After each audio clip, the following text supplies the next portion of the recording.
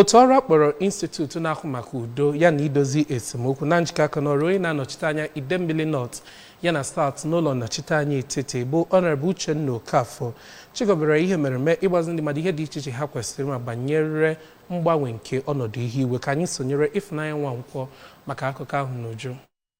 Ya bụ mmemme nke akpọrọ isiokwu ya ibinwu n'oge enwere mgbanwe ihu igwe nakwa inye nkụzi gbasara inwe udo tọrọ atọ bụ nke mbunuche ya bụ inye mgbasa ozi nakwazi nkụzi gbasara mgbanwe ihu igwe bụ nsogbu na-echekarị obodo dị iche iche aka mgba n'oge dịka oge a. Ya bụ mmemme bụkwa nke kepụtara ohere ka ndị sonyere na ya bụ mmemme nwee ezi mkparịta ụbụbọ gbasara ụzọ dịgasị iche iche ha ga-esi wee binwuo ma jikwa ya bụ nsogbu metụtara mgbanwe ihu igwe. Honorable Okonkwo nke onye nọchiri anya ya bụ Chief Romeo Anyịsịa mere ka amata na mbunuche eji hibe ya bụ mmemme bụ ka akụziere ndị mmadụ ụzọ dịgasị iche iche eji enwe udo tọrọ atọ nakwa ụzọ ha ga-esi wee gbanarị nsogbu metụtara mgbanwe ihu igwe. N'okwu ya na ya bụ mmemme, eze ọdịnala obodo Obosi Igwe Chidubemiweka nke atọ kọrọ ya bụ mmemme mgbakọnata maka inye nkụzi gbasara udo dịka nke dabara adaba ọkachasị oge a oke katakata juru n'obodo anyị dịka enweghị ezi nchekwa, agụụ nakwa ọtụtụ ihe ndị ọzọ. Mere ka amata na ọ bụ nnọọ nke dabara adaba maka na ọ bụ udo ka a ga-eji wee buo agha dị egwu megide nsogbu a na-enweta na gburugburu.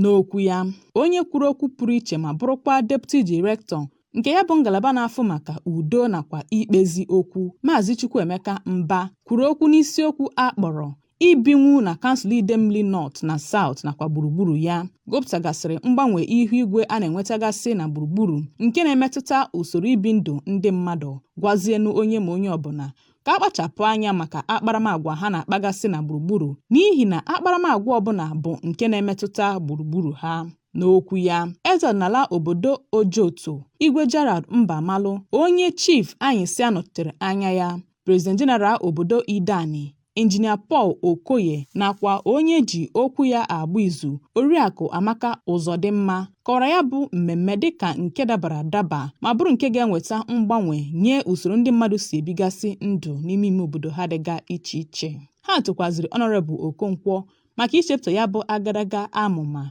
kpọkụzienu gọọmenti etiti ka ha bụrụ ndị ga na-ekesara ọha mmadụ nri ma weta nchekwa bụ ịgba.